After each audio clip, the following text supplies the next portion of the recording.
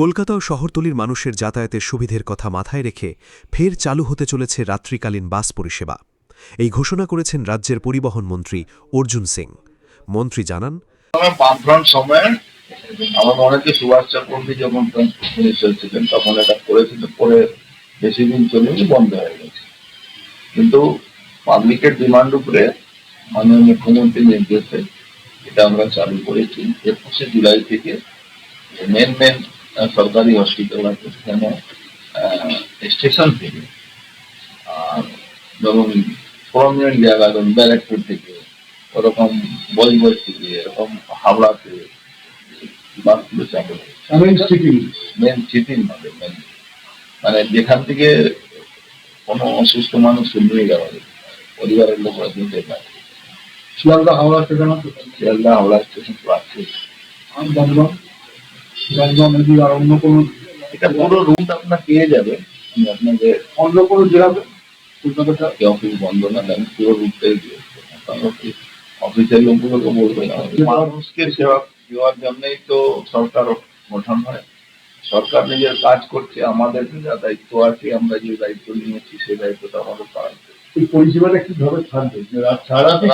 রাত্রিকালীন পরিষেবা সারাক্ষণ চলবে, 1 ঘন্টা গ্যাপ ব্যাক করে চলবে। রাত্রে যে ক্যাবের দাদাগিরি সেটা কি কমবে?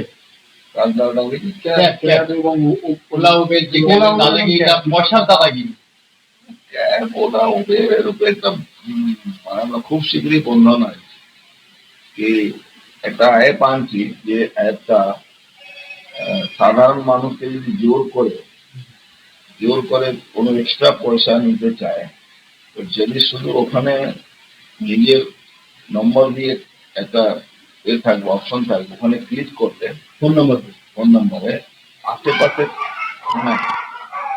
আমার যে কন্ট্রোল রুম আছে সেখানে একটা ক্লিক করবে, যাতে ইমিডিয়েট উত্তর 24 পরগনা ও তার আশপাশের এলাকার মানুষের সেবায় ক্যাথল্যাবের মতো অত্যাধুনিক সুবিধা নিয়ে পরিষেবায় ব্রতী সারদা মাল্টি স্পেশালিটি হাসপাতাল। একই ছাদের তলায় মানুষ সাধারণ চিকিৎসা থেকে শুরু করে 24 ঘন্টা ক্যাথল্যাব, এমআরআই, সিটি স্ক্যান, এনআইসিইউর মতো সুবিধা এবার থেকে পেয়ে যাবেন সারদা মাল্টি স্পেশালিটি হাসপাতালে। প্রয়োজনে যোগাযোগ করুন 033-2592-0730, 2593-0730, 2593-3562 ও 9331275635 নম্বরে। আমাদের ঠিকানা royal park, Kalyani express way, Barrackpore, Kolkata 7,01,21। Sarada multi speciality হাসপাতাল, পরিষেবাই হোক আমাদের মূল লক্ষ্য।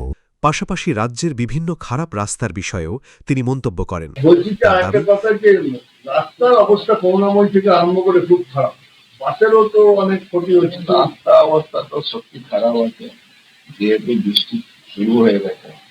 আমার মনে হচ্ছে বৃষ্টির মধ্যে তো রাস্তা হবে না, বৃষ্টি হয়ে গেছে।